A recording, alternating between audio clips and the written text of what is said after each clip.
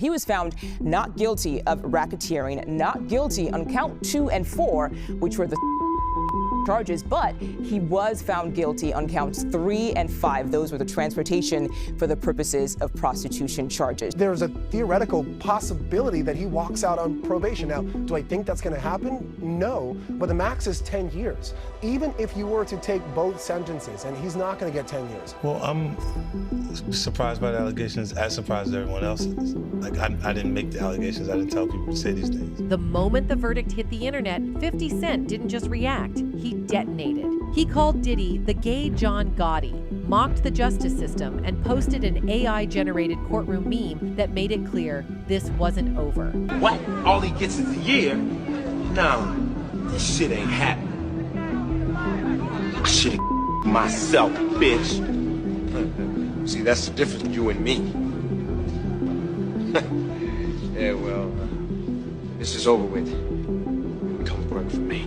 Because after decades of allegations, witness testimony, leaked surveillance footage, and a federal RICO case that promised justice, Sean Diddy Combs is walking away with just 10 years. And if experts are right, he might not even serve all of it. This case is about the moral disapproval of Diddy's lifestyle, not about the proof of federal crimes, not about anything beyond and to the exclusion of every reasonable doubt. So why is the man behind some of the industry's darkest secrets being celebrated like a hero in court? Why did key charges disappear before the jury even saw them? And how did a case this strong suddenly collapse? Within minutes of the courthouse doors opening and the news breaking across every major network, one voice cut through all the chaos louder than the rest: 50 Cent. And what he had to say about Diddy's verdict left the entire hip-hop world speechless. As 50 put it when sharing what appears to be another AI-made image to Instagram, Diddy beat the feds and is thus a bad man.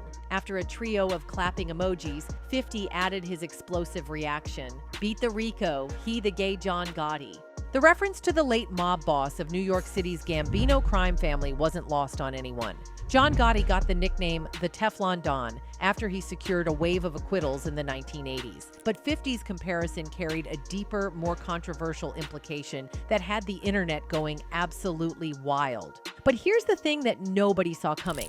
Diddy didn't just beat some charges, he practically walked away from what many believed would be a life sentence. And 50 Cent? He's not having it. After 6 weeks of testimony that had the entire entertainment industry holding its breath, U.S. District Court Judge Aaron Subramanian's courtroom became the epicenter of one of the most shocking verdicts in hip-hop history. The jury of 8 men and 4 women deliberated just over 2 days before delivering verdicts that left prosecutors, defense attorneys, and spectators stunned. Hip-hop mogul Sean Diddy Combs faced 5 serious federal charges in his racketeering conspiracy case. But when the verdicts were read, it became clear that the prosecution's seemingly bulletproof case had more holes than anyone anticipated. He was found not guilty of racketeering, not guilty on count 2 and 4, which were charges, but he was found guilty on counts 3 and 5. Those were the transportation for the purposes of prostitution charges. The maximum prison sentence is usually just 10 years for each count of transportation charges. That means Diddy could potentially face up to 20 years total,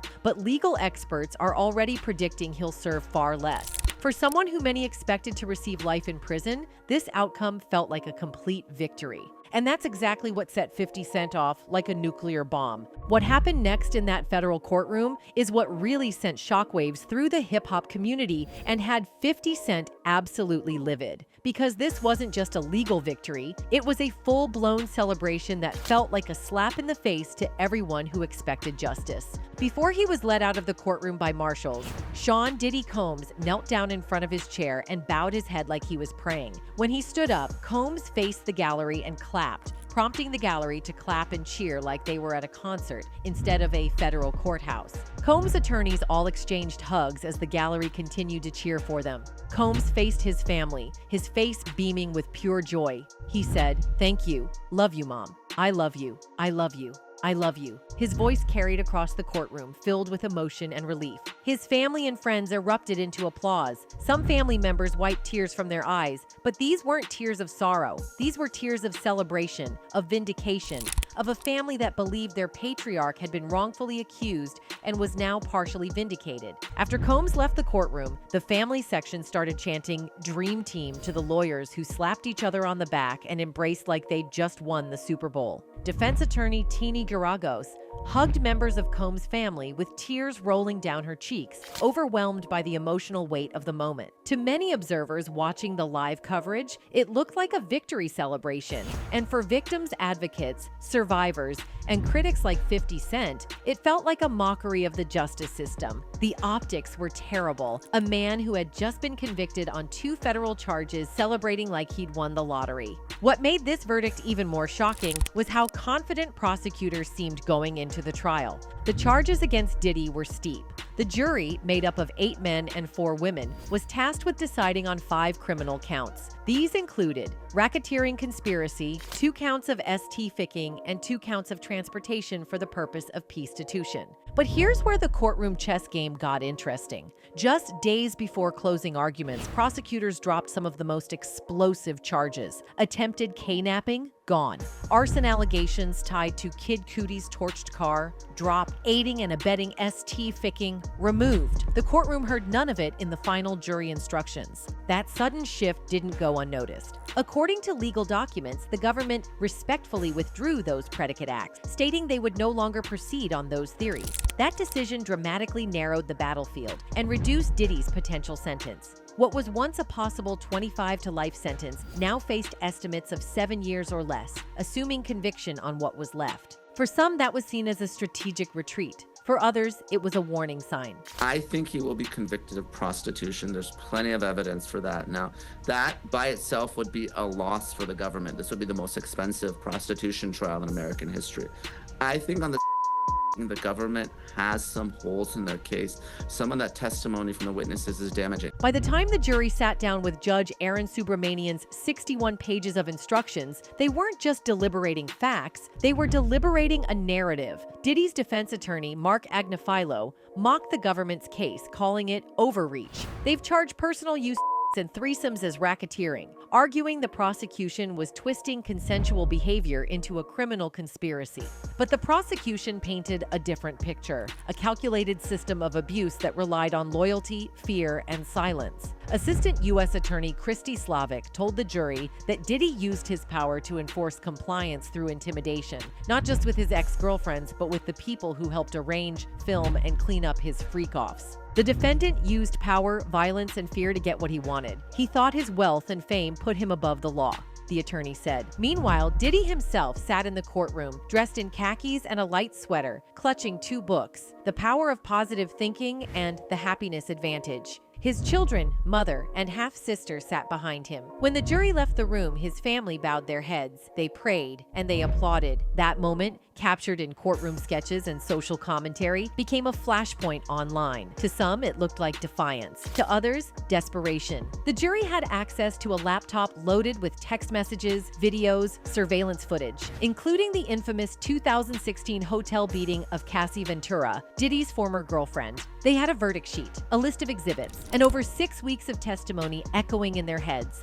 And yet, just an hour into deliberations, the jury hit a wall. It didn't take long for things to fall apart. Just over an hour after the jury began deliberating in Sean Diddy Combs' federal trial, Judge Aaron Subramanian received a note that shifted the mood in the entire courthouse. "We are concerned Juror 25 cannot follow your Honor's instructions." The courtroom went still. Juror 25, a molecular biologist, a veterinarian, and by all accounts, one of the most educated people on the panel, was struggling to interpret the law. That meant one thing: the integrity of the entire verdict was now in question. Judge Subramanian had just finished walking the jury through all 5 counts Diddy was facing. He reminded them that the burden of proof rested entirely on the prosecution, that they had to decide not just who was believable, but what story was truthful. And, he emphasized, if they believed even one witness lied on purpose, they had the right to disregard that person's entire testimony. But the instructions, 61 pages thick and dense with legal jargon, seemed to rattle at least one member member of the jury, a development the defense quickly jumped on.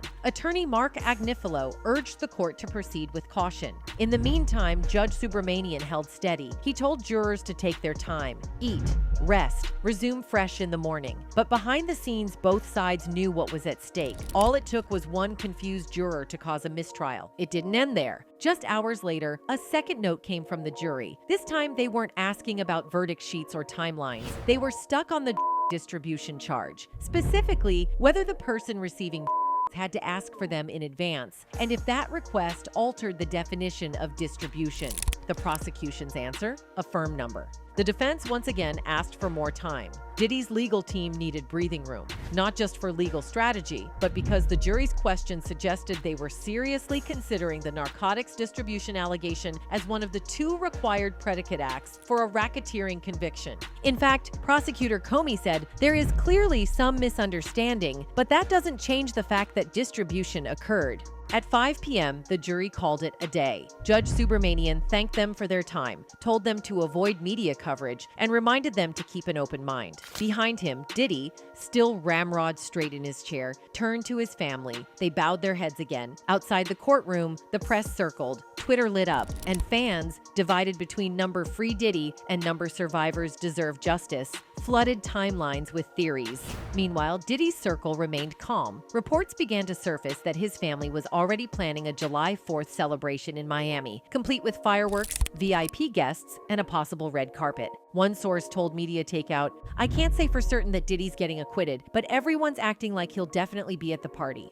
That confidence only added to the tension. Was it arrogance, or did they know something the public didn't? 34 witnesses, 6 weeks of testimony, and just one goal: to convince 12 strangers that Sean Diddy Combs ran a criminal operation powered by intimidation, wealth, and unchecked violence. The most emotionally charged testimony came from 2 women whose names the public already knew, and one they never would. Cassie Ventura, the R&B singer who dated Diddy for over a decade, testified over the course of 4 days. She described a life behind closed doors that felt like a hostage situation with luxury trappings. She recounted being forced into disturbing S encounters with male S workers while Diddy watched, filmed, or directed the events. They were called freak-offs or hotel nights. According to prosecutors, these were fueled S parties involving male escorts and carefully orchestrated power dynamics. Cassie Ventura, however, described them not as consensual events, but as coerced performances, something she claimed she endured to please a man who controlled her finances,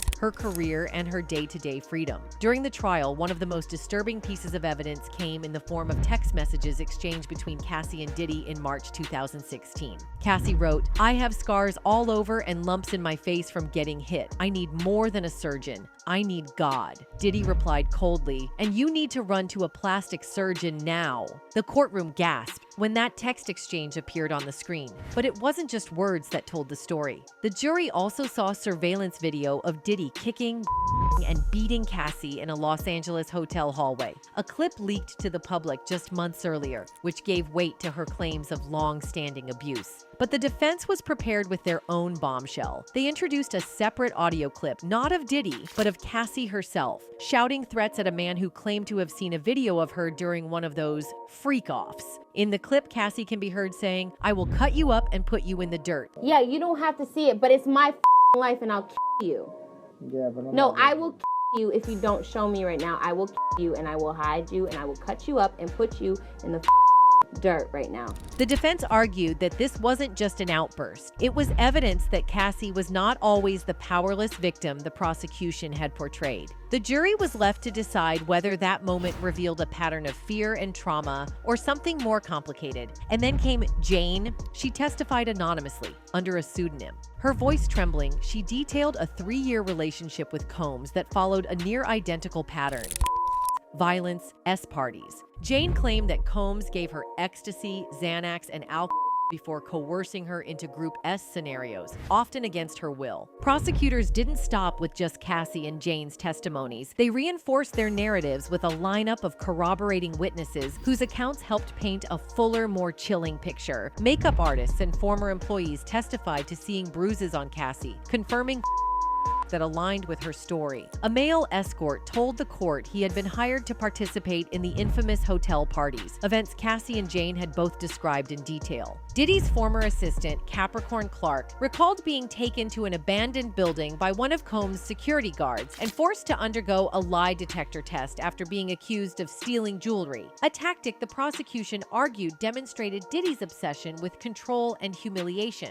Cassie's own mother took the stand and explained how she was forced to take out a home equity loan after Diddy allegedly blackmailed her daughter, a debt Diddy eventually paid off. And then there was rapper Kid Cudi, who told jurors that his car was firebombed shortly after he began seeing Cassie. While he stopped short of direct accusation, he made it clear he believed Diddy was behind the act of arson, a belief that supported the prosecution's theory of retaliation. The prosecution argued that this wasn't random chaos, it was a pattern. Each incident reinforced the next. Each witness didn't just reveal what happened, they revealed a culture around Diddy that made these things possible. Defense lawyers did their best to poke holes in the story. They argued that Cassie and Jane had consented to the encounters, that they were motivated by money, and that bad relationships don't equal crimes. Their closing arguments described Diddy as flawed, perhaps even violent, but not a racketeer, not a T.I. Ficker. But the prosecution pushed back, saying he thought his fame, wealth, and power put him above the law. That stops now.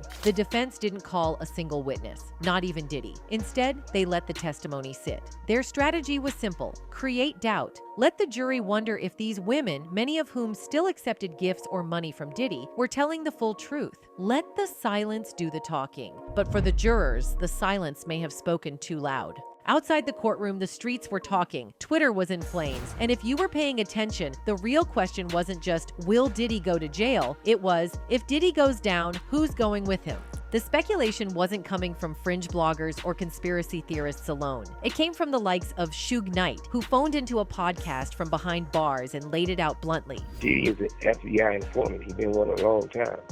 So I don't believe that he's going to go to prison. And if he do, it'll be for something very, very small. It wouldn't be nothing what the people think. Suge's words hit differently. This wasn't just gossip. It was coming from a man who had once been Diddy's most feared rival. And yet, here he was, alleging that Diddy might cooperate with the feds. And if so, somebody's going down. Maybe someone who has nothing to do with Puffy.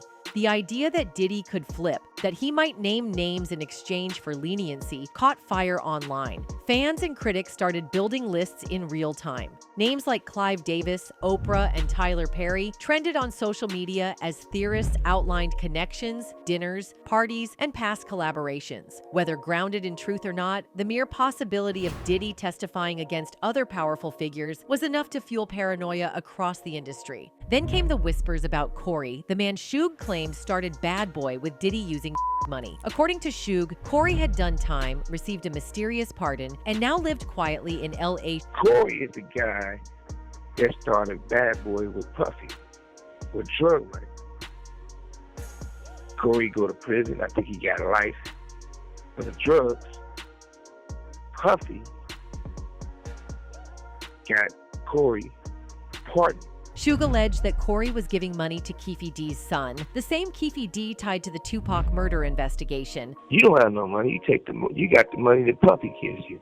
So why would Puffy need to give Keffe D's son money to help his father? That's the question right there. That story, tangled as it is, only added another layer to the already dense fog of this case. Whether or not the feds were building a larger RICO web, the psychological impact was real. Witnesses in this case were already showing signs of fear. According to reports, several people who had originally agreed to testify recanted or pulled out quietly as the trial date approached. Some believed that even if Diddy was convicted, his reach would still stretch beyond prison bars. That fear was so widespread, a number of public advocacy accounts began openly tracking witness safety post-trial. And still, as the jury continued deliberating, rumors swirled about a July 4th celebration being quietly planned by Diddy's family in Miami. Some tabloids reported that everyone's acting like he'll be there, even with the trial hanging over his head. According to online speculations, there were 3 possible scenarios: full acquittal, guilty with bail pending, or the most bizarre, a potential pardon by Donald Trump. The Trump theory theory wasn't as far-fetched as it seemed. Diddy, Melania, and Trump had all been photographed together at events years ago, and Trump had famously pardoned Lil Wayne, Kodak Black, and Joe Exotic. In a different kind of trial, these theories might be dismissed. But this wasn't just any trial. This was the trial of a man who, for 3 decades, had been a central figure in music, fashion, media, and cultural influence. His downfall, or survival, wasn't just about guilt. It was about what kind of accountability someone like Diddy could actually face in a system built by and for people like him. To convict Sean Diddy Combs under RICO, federal prosecutors had what should have been an easy path to victory. They didn't need to prove every single allegation, just a pattern of criminal enterprise involving at least 2 predicate crimes. The RICO statute was practically designed for cases like this: a powerful figure allegedly running a criminal organization through a legitimate business front. But what happened next exposed just how badly the prosecution fumbled what many legal experts called a slam dunk case. By the trial's end, that seemingly bulletproof pattern had crumbled. Prosecutors quietly dropped charges of attempted kidnapping, aiding serious federal crimes, and arson, the very charges that would have painted the clearest picture of a criminal enterprise. What remained were the weaker charges of transportation violations, substance distribution, and witness tampering. The law required only one coerced act to meet the RICO standard. Federal prosecutors had decades of alleged behavior, hundreds of witnesses, financial records, and surveillance footage. They had every tool in the federal arsenal at their disposal, and yet they couldn't convince a jury that Diddy was running a criminal organization. In any case, as federal prosecutors regroup and consider their next moves, as Diddy's team prepares for sentencing, and as the entertainment industry tries to process what this verdict means, 50 Cent continues to position himself as the unofficial prosecutor in a court that never closes, and based on his recent activity, he's just getting started writing the next chapter. Anyway, that's it for this video, folks. Bye.